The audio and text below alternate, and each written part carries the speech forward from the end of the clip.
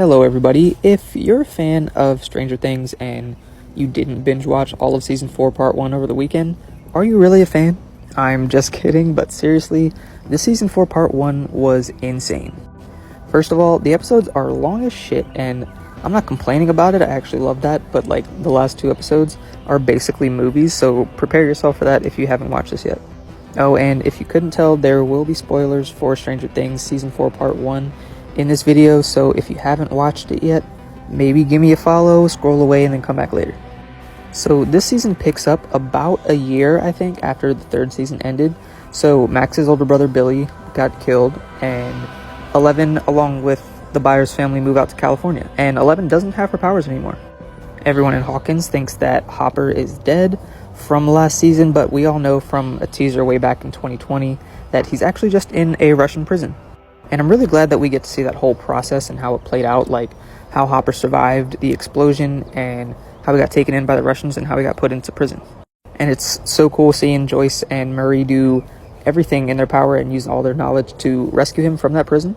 And what's really cool about Hopper's story in this season is it's super detached from the main plot and all the stuff with the kids going on in Hawkins in California, but it's still super prominent and really exciting to watch, and he's one of my favorite characters, so I was really happy about that.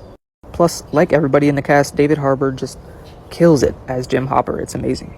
Now, the kids in Hawkins are still dealing with a bit of the fallout from the 3rd season, and they're also dealing with these just crazy, gruesome, supernatural deaths going on in Hawkins. And unfortunately, these deaths are being blamed wrongfully on Eddie, the leader of the boys' D&D party. And I felt so bad for Eddie, like, yeah, he's kind of weird, but he just wanted to play some Dungeons and Dragons with his homies.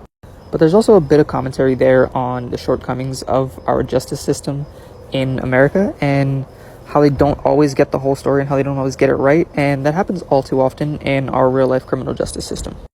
And while the kids are investigating these deaths in Hawkins, they discover that there's a brand new supernatural creature from the Upside Down that's causing them, and it looks like he feeds on trauma and sadness, and it also looks like Max is next up on his list. And that shit made me nervous. Max is also one of my favorite characters.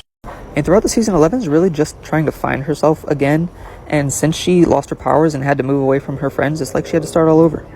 But she also goes on an awesome journey quest to get her powers back, and it forces her to relive some very, very terrible memories.